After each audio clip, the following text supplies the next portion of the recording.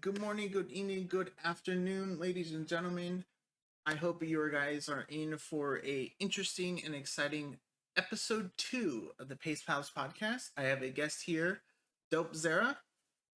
Hello, hello. He speedruns Majora's Mask, no major glitches, 100%. And he's going to go into a little bit more detail about that. But yeah, welcome on in. It's good to have you. Yeah, thank you for having me. Now, have you ever in your speedrunning career, have you ever heard of a speedrunners podcast before? I've seen like people do like interviews, but not necessarily like more of a podcast format. And how well do you think, if this like grows and all that, how well do you think it would do for the speedrunning community? I mean, it would definitely help a lot of the smaller streamers get more outreach eventually, because I feel like there's a lot of underrated people that deserve to have more attention thrown on them than there currently is. Yeah, no, I 100% agree. It's like there's a lot of small streamers, and even like if say this, you know, podcast does get huge and I have, smaller speedrunners as guests and all that, that also brings that community over to them, and we can see their runs and their how they do things and what kind of speedrun they do, like what game category and so on and so forth. So, all right, do you want to tell us a little bit about yourself?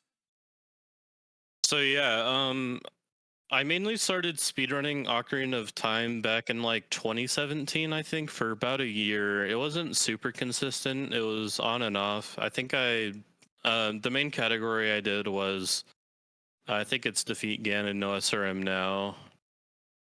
But I did that for about a year. And then I started running GSR. And then I eventually met someone by the name of Jess57329, which has been on this podcast previously.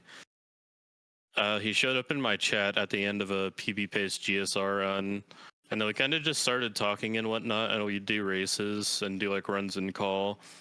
And then he'd be talking to me about Majora's Mask, and I've watched a few of the marathon runs in the past, like the big ones, like the 4-player co-op 100% run. And then I think the most recent one I watched at that time was Trev's All Masks SGDQ run. And it's just a game I had been eyeing up. And then Jess just told me, like, he was like, yeah, tomorrow I'm just going to start learning MM. And I was like, you know what? Screw it. I'm going to do it too. So we both started learning Majora's Mask and then kind of just went from there. The first category I started with was like, I think it's any percent NMG now. I did that for about 3 months and I got like a 128. And then I did all masks for like a month.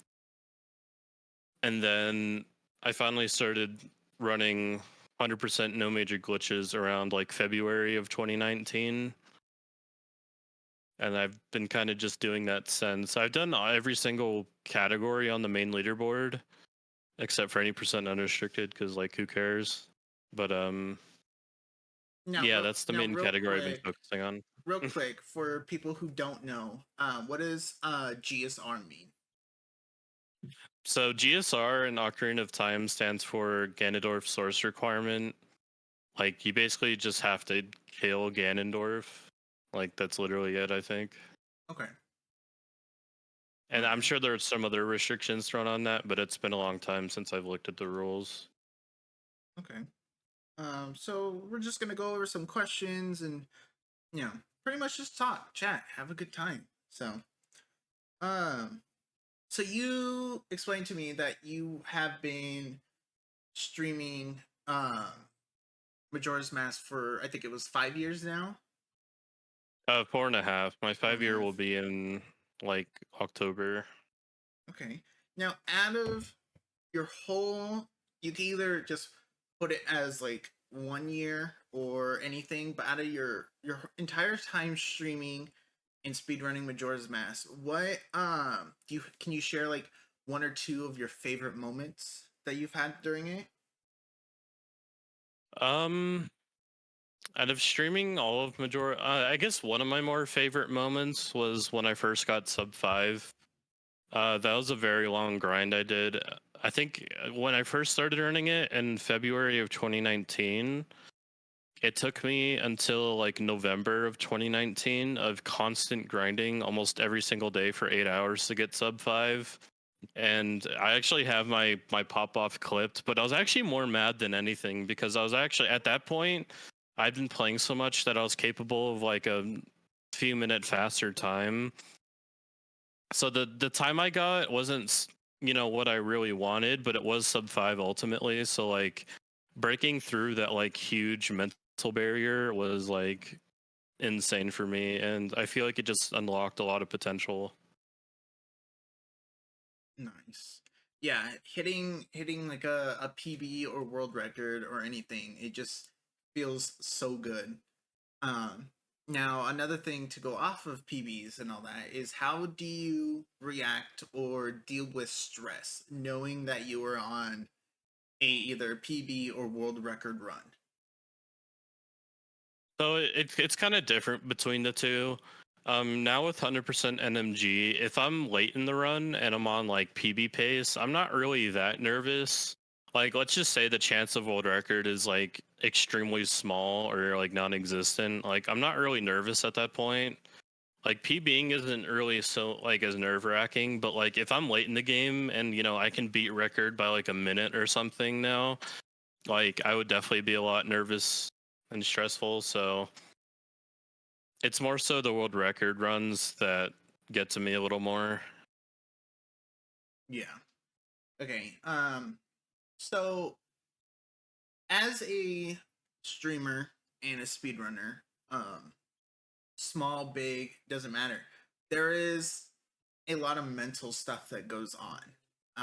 You have, you know, you said you streamed, uh, 8 hours a day every day until grinding, so on and so forth. How do you um find balance between that and not experience burnout?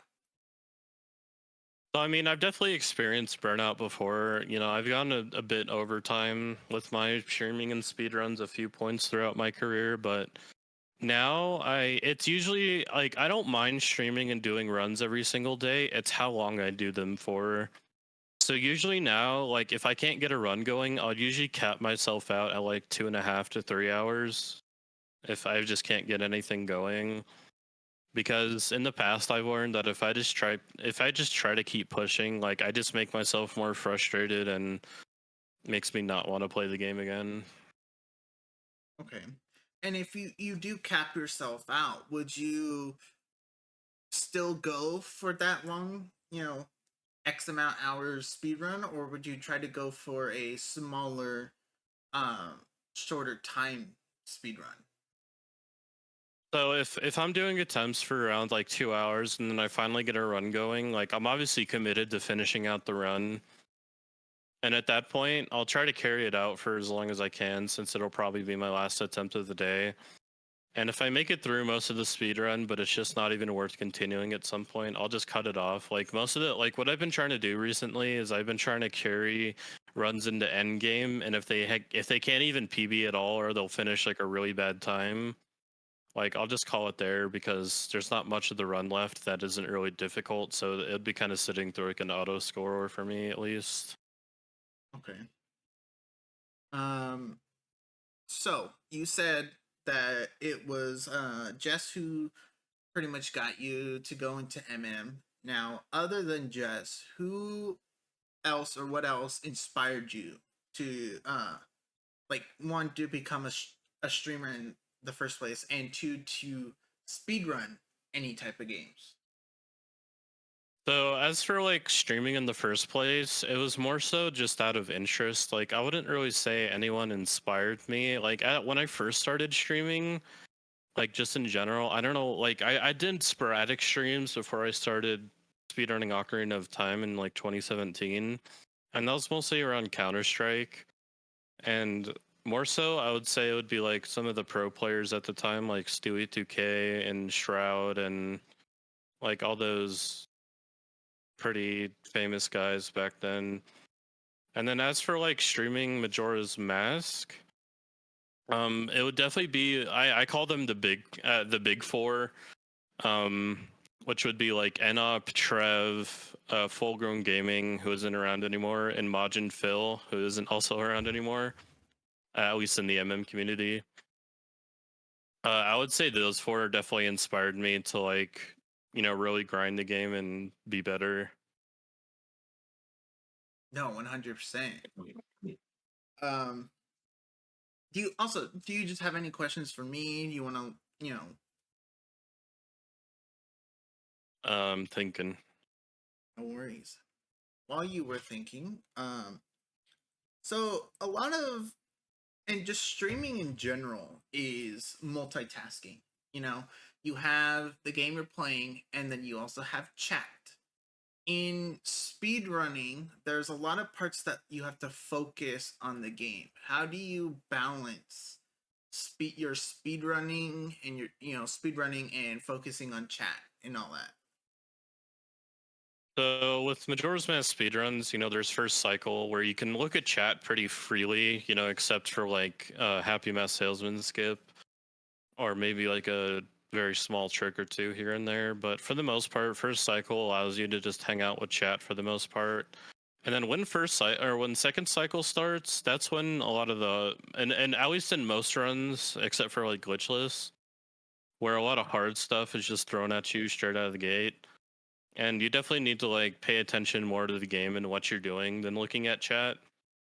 But basically for me is whenever there's like a small cutscene that happens, I try to at least read chat and like just see what's going on. I probably won't respond right then and there, but when I actually have a good spot to talk, um it'll be usually after most of the hard tricks are done. And I kind of just do that throughout the speedrun where I'll just like read chat for a brief second and then like go to focusing back on my game and then respond when I actually know I have a good chance to talk. Okay. Um, Also, the question I had for you is what made you want to start the podcast? I just looking around the speedrun community, and there's just a lot of, you know, it's just streamers running the game, talking to their chats and all that, but there's not like a person who is reaching out and talking to that one speedrunner and learning their background of how they started to speedrun, how they started, even on as a streamer, and a couple of questions like who inspired them and so on and so forth. So I think this is like a good uh open communication of how the viewers, also known as the pace pals, uh can learn about their streamer on a different type of level, not just Mm-hmm. seeing them as just the speedrunner and they just play this game and this is their time, or other stuff. Now they can learn how that said speedrunner came to speedrun and so on and so forth. So I think this is just a good opportunity to spread information and have some fun with it, as Mm-hmm. well. So Yeah, I that mean, for me personally, I like to learn about, the more famous speedrunners, at least in the MM community, like what their background is, how they got into it, who inspires them, and whatnot. So I think it's a good thing that you're starting this podcast. and I just hope that one day it does just blow off. And you know what? It may be very slow because it's like at the moment it's very slow.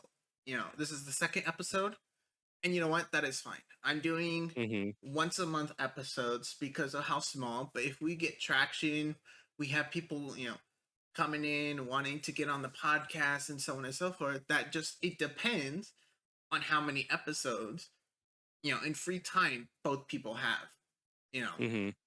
on how many episodes we can get out a month. So if we get a little bit bigger and if I have more people, so on and so forth, I can have, 2 episodes a month or 3 or so on and so forth. It just depends. And it's up to you guys, the Pace Pal viewers, to spread this, you know? And Spread the word of God. spread the word of a speedrunners podcast. And and sooner or later it will catch wind and it will grow. And I think it would be a really, really good thing. I agree. So another thing is offline. How do you balance your offline life with your speedrunning commitments? And are there any challenges you face in maintaining your time and priorities? So right now, I still struggle with this because when I first started speedrunning, I was 16, and being in high school, there isn't really much you have to commit to other than just showing up to school. And for a long time, I guess for like half of that time, I've been, in high school, and I had a lot of free time to like mess around and speedrun, but once you get out of high school and you're trying to enter like the workforce or go like start a higher level of education, it's definitely a challenge to balance everything out because, unless you're working like part time or just not doing that much college or whatever, you can't really commit as much time into speedrunning if you want to be at the top with everyone else. Like I feel like for me, there's a certain amount of time you have to put into this game on a daily basis if you want to be at the top. And if you're working like a full-time job and maybe even doing full-time school at the same time, like it's pretty hard to like do speedrunning at all at that point. But when I've been working full-time, I like in the past I've taken time off like from speedrunning. Like I just wouldn't even speedrun at all because I would just be so exhausted from work that I just didn't really have the energy to stream and do speedruns. And then with like part-time school or like a part-time work, I've definitely been able to balance it out a lot better. Now, would you do so balancing it out, still streaming and all that? Would you just do variety, like different games for 2 hours or so, or would you just stick to speed running but just a shorter category? So if it's like part-time work, for example, I'd usually try to stick to the same category, but there have been instances where I've done shorter categories in the past. And it's definitely a lot easier to manage because it's not a big time commitment where if you start an attempt, you're like, I'm pretty much committing to like a 4.5 hour run if this ends up going the distance. But I try to stick on 100% no major glitches because I feel like it's just something I've worked on like so hard for over the last few years that I want to get a time that I'm always okay with until I move on. Okay. And now I kind of want to talk a little bit about what you think your future holds of your streaming career or your and all that. Where do you see the future of your stream like heading? I mean, it's definitely been heading in the right direction. Like I've gotten a lot of support from the bigger runners, even outside of MM2. Like I've been hosted and rated by ZFG. Phil has hosted me like twice before. A lot of the bigger people like seem to like, believe in me and what I'm capable of. So I definitely think that if I start, um, I guess more so getting the times that I want, and I'm able to prove myself that I can get world records, like it'll definitely start popping off in a good direction. And then I feel like it'd be easier to transition into variety stuff from time to time. Okay. Um, do you ever see yourself just stop speedrunning at all? Or do you just see like into the future that's what you're gonna stick to? Maybe a variety game here and there, So like Tears of the Kingdom came out. You play Tears of the Kingdom, then after you go straight back into speedrunning? Or is there a time where you could be like, all right, I think I'm going to be done with speedrunning and it may come back? Or I mean, that's definitely like later down the line. Like, I'm talking like a few years before I even start considering that. Like, for right now, I definitely want to carry it out for as long as I can. And then after I start speedrunning, like, or I guess stop speedrunning, it'd probably be like very sparse streams of me like playing a random game or something. okay, let's see. Uh with speedrunning, because you said you've done no major glitches for a while now. If you were Hmm. to drop that and go to a new category, how would you approach learning that new category? And like what resources would you rely on or rely on? So how I go about either it's mostly relearning categories at this point. Usually I will just skim over through the route doc, and then I'll usually grab like save states from somebody, and then I'll start playing through the route. And I guess it mostly depends on how much time I spend preparing, like for doing runs. It'll mostly be like I'll just run through and I'll make a whole list of like what I think I need to practice and what'll be difficult in the run. And I'll basically make that whole list and then go through all the save states. And after that, I'll basically spend a lot of time practicing those hard segments and also be trying to like remember equips as I go throughout like the practice run on save states. I don't expect myself to memorize everything before I start the speedrun attempts, but I definitely what I basically try to focus on is like I know how to do everything. Granted, it might not be very clean uh for a little bit, but as long as I have like the understanding of how the whole speedrun works, like my all my skill and experience will just come into play the more I start doing runs.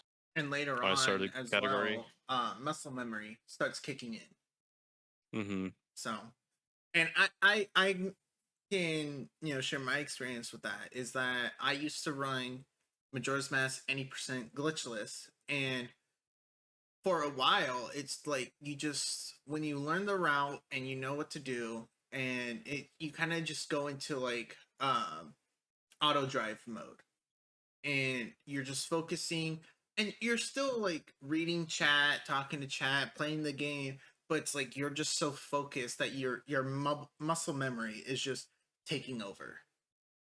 Mm-hmm. And that is, and that's just how sometimes it is. Sometimes you gotta drill the glitch or the route or the trick or whatever into your brain so many times that sooner or later muscle memory will start kicking in, and you'll know the exact, way you have to do it, or like visual memory as well. For a lot of glitches, you have to be looking at a certain pixel, or you have to hear a certain sound cue or something like that. And that's just where muscle memory comes in, and it helps a lot with in speedrunning especially, Mm-hmm. and memory. A lot of things have a lot of memory that you have to remember as well. Yeah, and I do have a slightly different process for if I want to make my learning process and like practice a lot more, I guess, intense. Um, like for 100% no major glitches, one time I spent like a while preparing to do attempts by recording every single split in the run and sending it to someone in the community called Imbued, and he'd basically review everything down to like the most minute details and give me feedback. And then I would re-record the segment with the feedback he gave me, and then he would give the approval, and then I'd practice that for a bit. and then I would move on and repeat the process pretty much. And that's a lot more time consuming, but I've done that in the past, and I promise you, like I offer free coaching to anyone who runs this game already, and I will like help you do that same thing where I'll just review your personal best in any category, and I can just give you feedback on like movement things you could do differently, maybe like menuing for equips and whatnot. And I definitely think it's a huge step forward in understanding the game to a lot more extreme detail. Yeah, 100%. And I think the one struggle I had was a little bit with menuing. Like obviously if you were trying to get like ocarina or stick or something and say you were on the right side of the menu, you would just I would go into the equipment side and then go back over where the cursor's like closer, then I would choose it.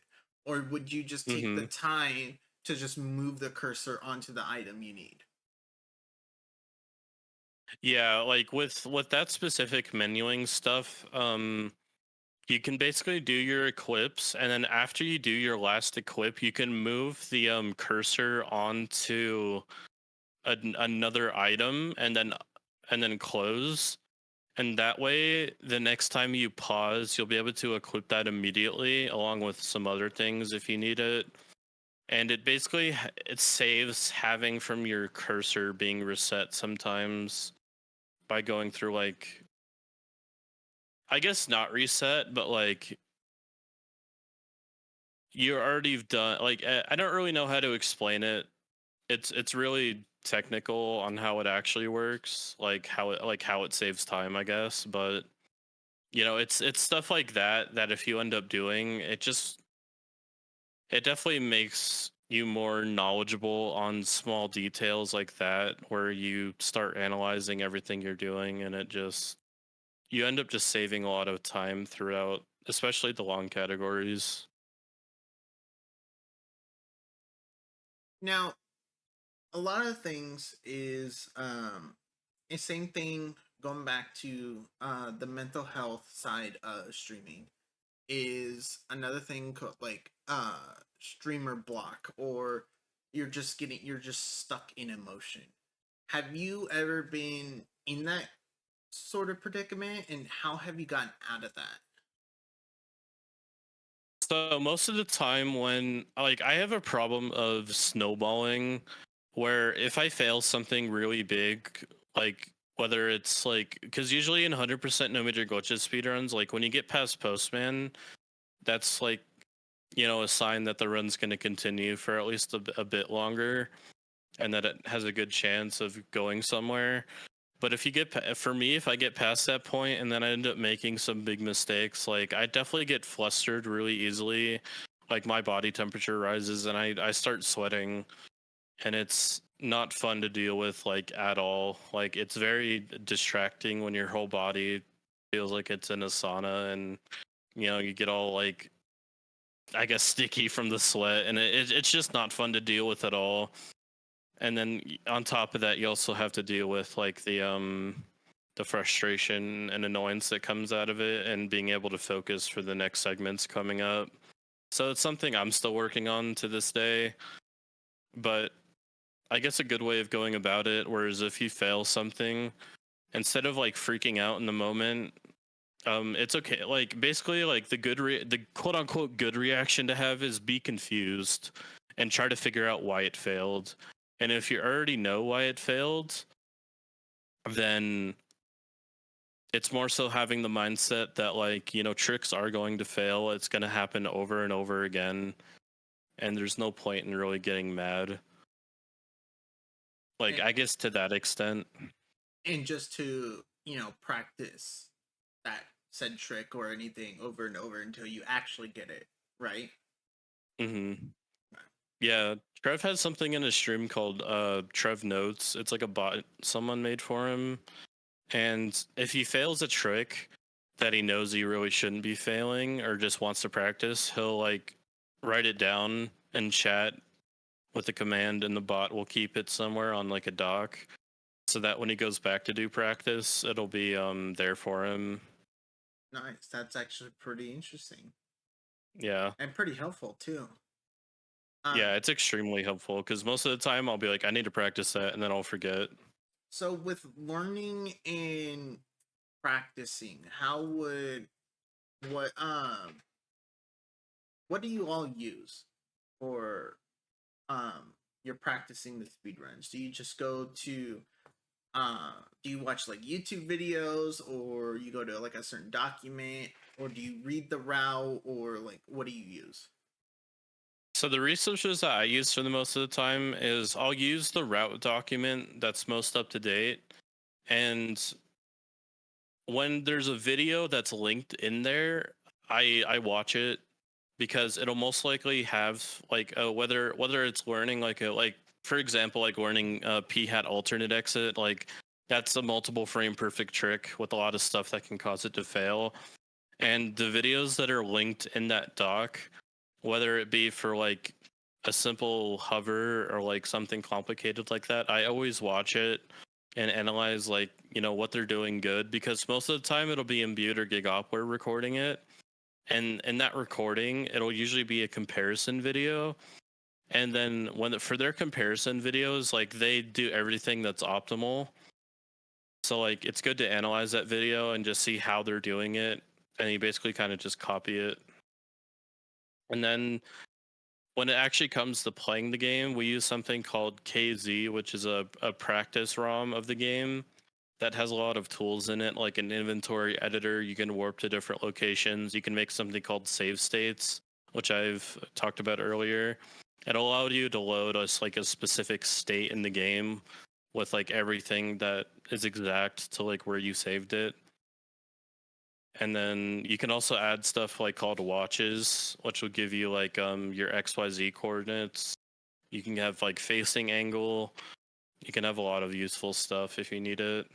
And that is very helpful with the SRM categories, right? Like the Hmm. facing angles, because a lot of it, I remember watching Pope do SRM categories, and a lot of it was in the chest and the bomber uh hideout. I don't know if it changed, if it's I still think that it's still one. there.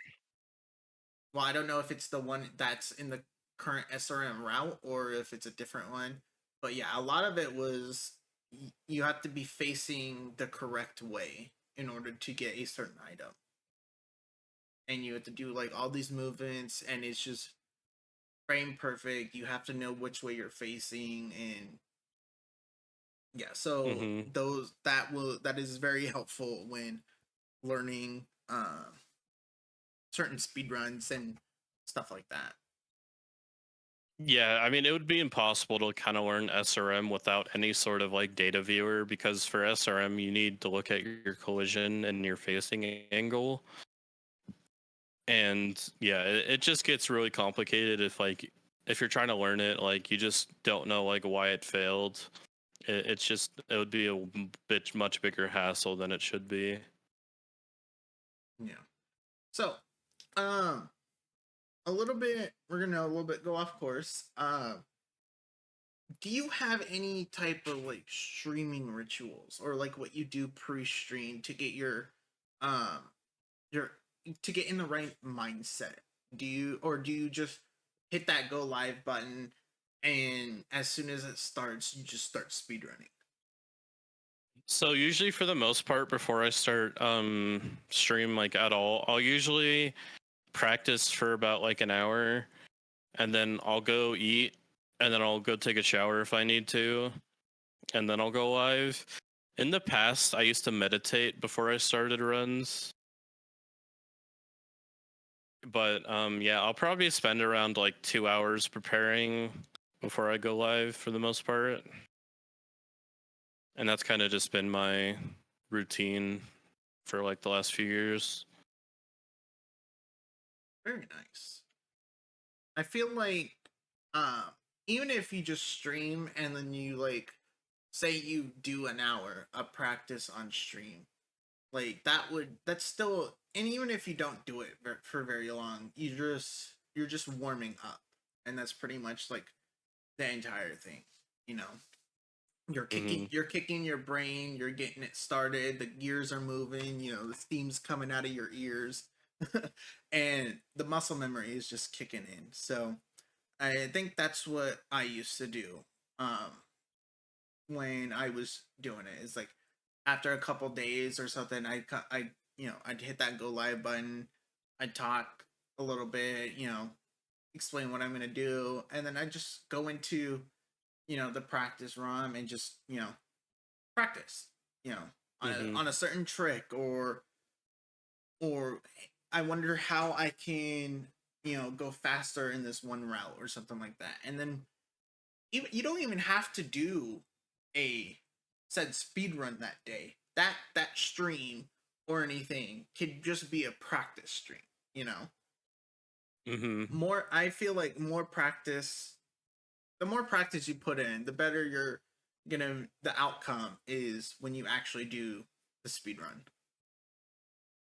So that's what if I you were for future speedrunners, this is my advice is just practice. Learn the routes, learn the tricks, even if you do glitchless, if you do, you know, no major glitches, or even if it's not Zelda related in general. You know, watch YouTube videos, learn the route, whatever you need to do, talk to people, reach out to see if you need help, like what Dope said.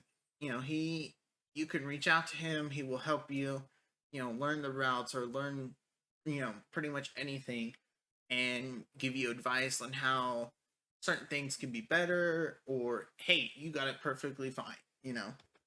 So, but Mm-hmm. that is my advice is just practice. It took me a long time before I did my first run. Uh and I was just practice, practice, practice.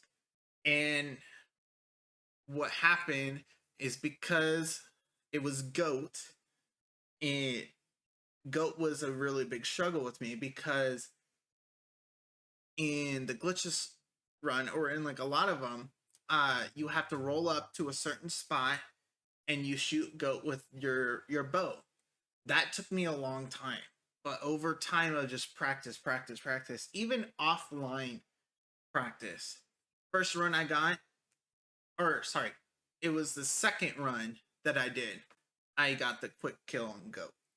So it may take a couple days, a couple months, or anything, but sooner or later, one, that muscle memory, like we talk about, will kick in and you will get better. Mm-hmm. All right. Let's see.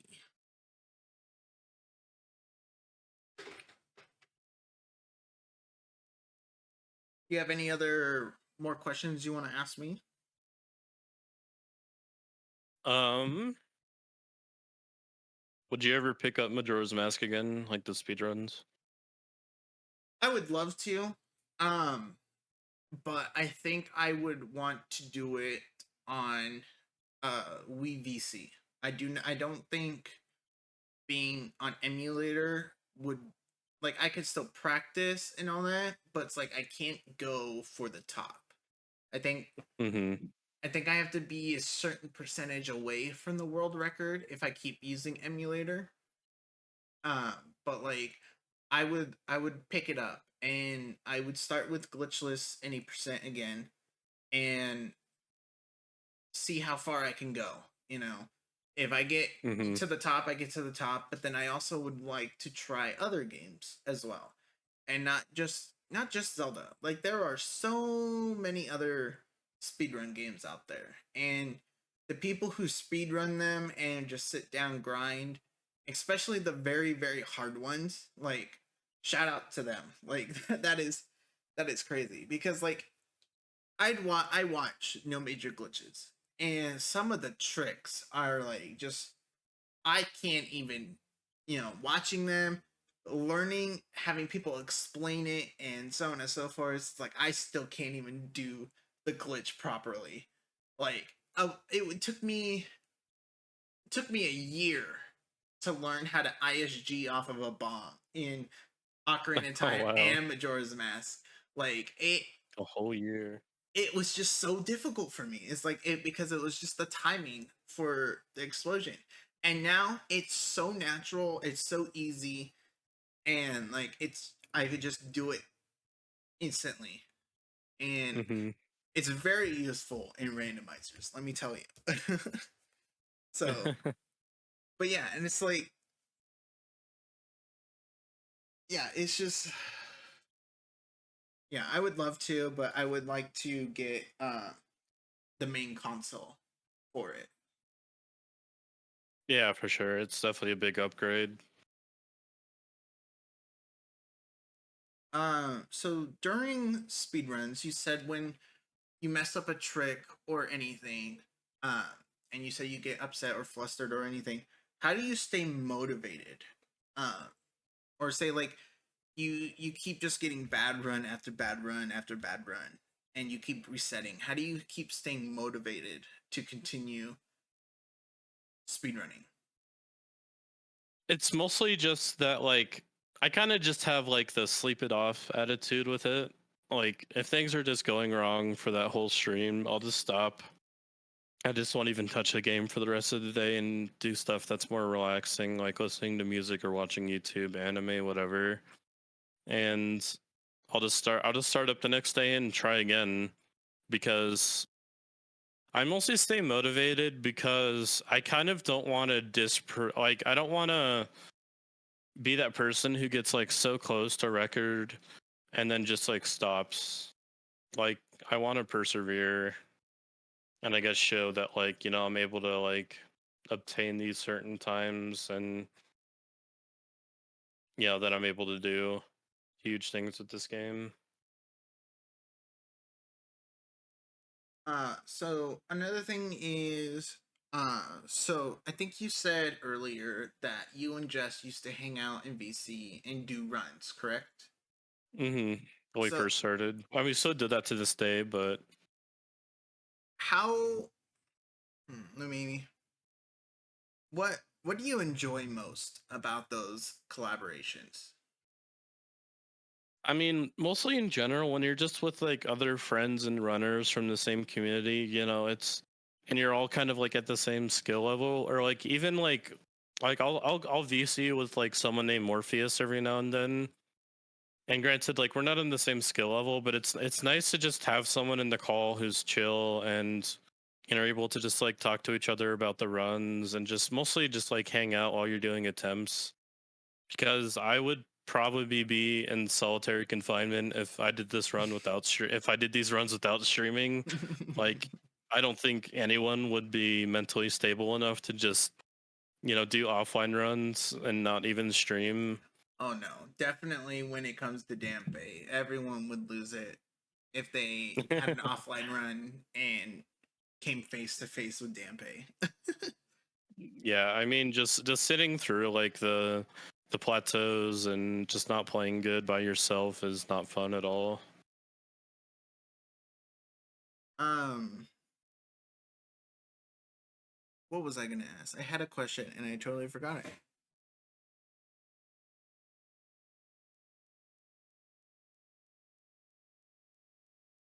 Well, I hopefully I remember. At the moment, I do not. Um, so earlier you said a little bit of advice for speedrunners. What is your advice for aspiring streamers based on your um, experience? for aspiring streamers, you don't need an insanely expensive setup to have a good stream. Like, just enjoy the time that you spend streaming. Like, don't stream with the main intention of getting popular and big. Stream to just have fun, play your favorite game, talk to the people that come up in your chat. Just have a good time with it. And eventually, over time, you'll end up growing your own community, and it'll all just come eventually. Like, I'm not saying like being super huge or anything will come like guaranteed, but you'll end up you never know. I mean, you might end up making a few online friends and see them in person maybe. Just have fun with it. Don't stress out over trying to create content on like multiple platforms every single day. Just make the content that you want to without too much pressure and have fun with it, really. Now, so if you say you are doing that, you're having fun and all that, but you do want to grow your community, would you go into your own stream, make clips, and just upload them? Just like upload to YouTube, TikTok, wherever, and just leave it at that? Or would you uh just focus on the whole streaming thing? So with as for like improving like your viewer base, you definitely need like some sort of external like promotion, whether it be like uploading stream highlights to YouTube or like funny clips to like YouTube Shorts or TikTok. And maybe you'll make like an Instagram post where you kind of just like, you know, document your streaming journeys. You know, it feels kind of cringe to say this, but tweet out what you're doing. As much as Twitter's a joke, I definitely think it's like a good way to just like put out like a 2 sentence thing of like, how you're feeling or, your motivations or, maybe even post some clips there and whatnot. Yeah, and it doesn't even like need to be anything big. If you even if you find one particular clip funny, clip that, take it, upload it. And don't Hmm. worry about the view count or the likes, the comments, or anything. Sooner or later, it will happen. It will bump up. If you find it funny and you want to share a laugh with people who may find it funny, upload it. Because I agree. the people who find it funny will go to wherever you posted it. If you have a link to your Twitch, they will click that link, bring it right over, and then you have another viewer. That's all it is. It's Hmm. fun. It's all about fun. It's not about money, how big you can get, or anything. It is about the uh fun times with friends or strangers who come into your chat and make it better. I saw Yeah, I saw a thing a while back ago. Is it was, I barely remember, but it was something about having 1,000 viewers or something like that in chat, not talking or anything, and just donating money, or have 5 to 10 people in the chat not donating anything but talking and having interaction, having fun. I would prefer the second one. I would rather prefer talking, communicating, interacting with chat more than people just donating money. Having that interaction from streamer to the community brings that's what brings the community up. It uplifts the community, makes it more fun to hang out and all that stuff. yeah. For me personally, I kind of get annoyed at the people who like have like hundreds of viewers or something and they don't even have a mic on and they only respond to when people donate money or like sub or whatever. Like I feel like that's just it, I don't really know how to describe it. Like you're being very self-centered. It feels like you're streaming just for the sole purpose of Making an income. making income, and like it literally doesn't feel like anything else really. No matter how good you are at what you do, whether it be speedruns or competitive gaming. Yeah. So I got another question. So over the years, the speedrun community has evolved over time. Um, what changes do you think are coming to the future? Like, for an example, so Ocarina of Time speedrun community voted for intro skip. So now they have intro skip. Do you think there is a chance or anything that MM's community can get an intro skip? So there have been like some talks and like some streamers chats, like not really in the MM Discord yet, but mostly just a few people like talking about the idea of like playing on a modded version of the game that skips the first 3.5 minute of cutscenes. But with MM, like there's always been talk of like skipping first cycle, but you can't justify that at all because there's too much gameplay that goes into play. Like the most we would do is play on like a hacked version of the game where we skip the first 3.5 minutes because MM doesn't have menu saves. Your first save doesn't come up until after you enter Clocktown for the first time, and that's an auto save. And at that point, like there's so much like that could differentiate like how fast you are at that point. So at most it would just be that the first 3.5 minutes that are skipped. So is that right when you get after the cutscene of where you get knocked off of Pona and you start moving? Is that like where the 3 minutes are? Yeah, when you first have control of Link is where we would start runs Okay. if we were to go through that. Okay. Um, do you think in future time there is a game breaking glitch or something that could be discovered? I mean, honestly, with just how broken MM is, there always could be something revolutionary again. I mean, we've definitely hit through a lot of the holy grails with Majora's Mask, like being human in first cycle, warping to the moon. Like we've gotten through a lot of those holy grails. So it's kind of hard to say if there will be anything like that big. Like I honestly just don't really know. Like there's always the possibility of something coming through, but I don't really know what specifically.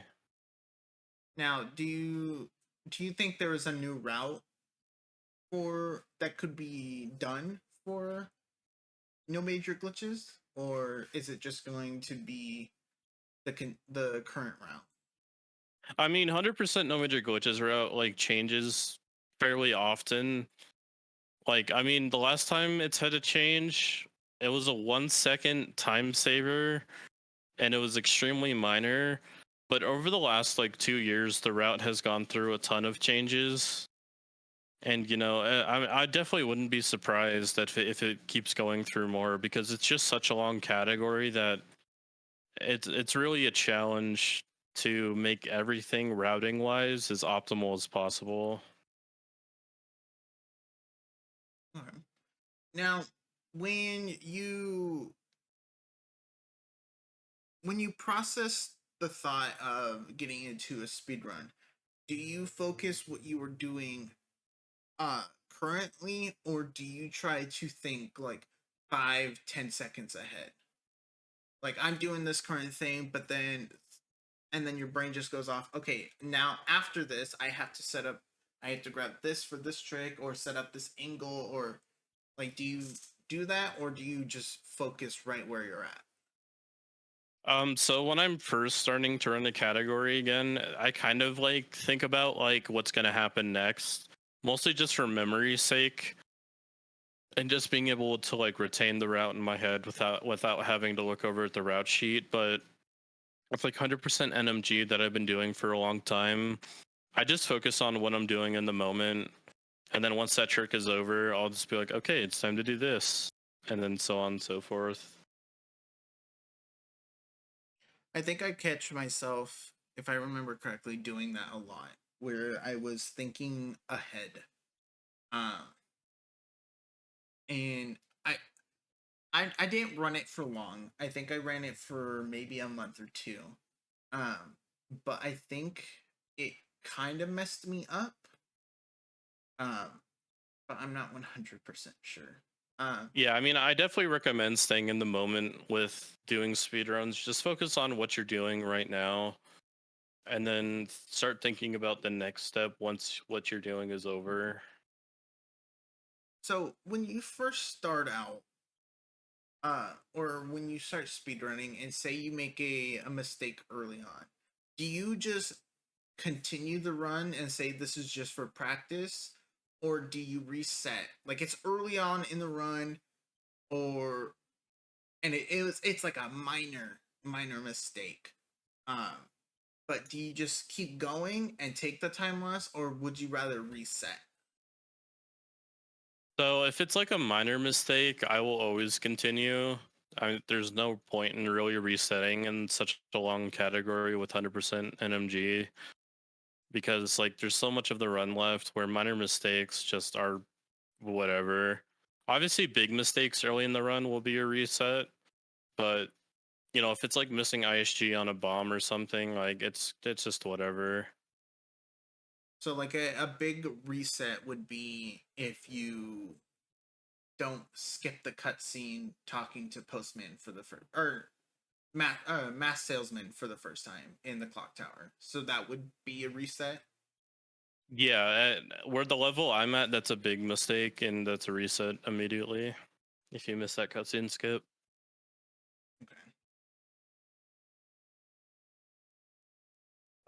I think that is all the questions I have. Do you have any more I questions for I do me? have something I would like to just add on Okay. about something I talked earlier. Um, with the whole like coaching thing that I mentioned, I've already DM'd like these people, but like three people that have been like really huge and being like mentors for me have been Trev Person, Imbued, and why am I forgetting? Majin Phil. Trev and Imbued have been the ones to like technically help me get better at the game. They've spent a lot of time with me in the past, reviewing my runs, reviewing segments, giving me feedback. And Trev even helped me with like a mindset problem in like 2019, I think, when I was going for that sub 5 grind. Like me and him talked a lot about like just mindsets when you're on a bad run, and like he's been a whole part in my experience and growth as a speedrunner. So I mean, I've already thanked him and stuff, but I appreciate all the time he's spent with me. Same with Imbued. Like he's helped me technically get at the game. Not so much like the mindset stuff, but like I've just gotten so much better with his feedback and guidance. And then for Majin Phil, he's been more so like a supportive mentor. Like ever since I got sub 5, I feel like he's been super. Like, he's always believed in my skill and that I'm gonna go far with the game, and I've definitely gotten far with it. And he's a good friend of mine and just has always been a supporter since pretty much from the start. Yeah, and it's good to have mentors and people you can uh reach out to and talk to, and you know that who have played the game, and you know all that stuff. It is Hmm. good. It is very good to have those sort of people. Yeah, and I am very grateful for the friends that I hang out with. In particular, like the main group is like Jess, Kuroshi, and Zipo. We call ourselves the Zoomer fam. So I'm grateful that I'm able to like I've met all of them IRL, and they're good friends of mine. So I'm grateful for that, and also like other members of the MM community that I've seen in person, like Morpheus and Zuner and a few others that I just can't think of right now. But yeah, I mean it's been an awesome time making these friends and going through this journey. Oh yeah, and it's been a pleasure having you on the podcast as well. This is I personally have not talked to you a lot. This is like the first time we've ever been in like a VC call together, and I have learned a lot about how you have started, how you've come as a streamer, as a speedrunner, and everything. And you are I've seen some of your streams, and you are killing it with the MM category. Like, I believe you can get that world record anytime soon. Yeah, I definitely just need to get into the groove of like getting good runs again. Because ever since I've gotten back from GDQ, I don't think I've gotten one good run past Stone Tower Temple, which is almost halfway through the run. But you know, I'm you just keep trying and it'll come eventually. Yep, like we said, just keep practicing, and sooner or later you'll get it. Hmm. So it's like how Pope, it was, I forgot how many years, but it was X amount of years before he got that the 115, Yep. and grind after grind, day after day, and sooner or later he just, and he had a lot of bad mindset too. Like he's went through it in his Discord and so on and so forth, that he full on switched games. He went to Twilight Princess for a little bit, but Hmm. then he got the time he wanted in Twilight Princess, came back to MM and snatched you know that world record right from Enoch. And I'm pretty sure everyone, and he felt pretty damn good about it. Yeah. So, well, Yeah, I mean, the whole big takeaway is if there's a time that you want, just don't give up. It's okay to switch games. It's okay to take breaks. yeah, no, Just I don't agree. give up on it. Yeah, I 100% agree. Don't take don't follow in my footsteps where I just completely drop the game. Keep Yeah, grinding, keep going at it. And one most important thing, have fun. Don't look at it as you have to stream or you have to run this game. The game will always be there. You know, yes, your time may differ depending on how long you are away from the game. But if you go back to the game and you practice and practice and practice, you will get better than what your time was. real. And we as the PacePal community are there for each other. You know, we got your back. We support you and everything. So, 100%. all right. Well, I don't have any more questions. If you have any questions for me, or you think you are done? I, I think that's all. All right. Well, I appreciate you coming on the podcast. It has been a blast. Um, Everyone who is watching, Dope's Twitch link, all that stuff will be in the description below. This will also be uploaded to YouTube, and yeah, I do appreciate you hanging out. So thank you again. Yeah. I mean, this is my first time doing this, so I'm glad I'm able to delve a little bit deeper into my past and whatnot. So, for you PacePal viewers, like, comment, subscribe, share this to your friends, share this to your speedrunners community politely. Don't, bombard them, but share this like wildfire, get this blown up. And yeah, I hope you guys enjoy. And this is Majora and Dope signing off. Peace out, guys. Peace, peace.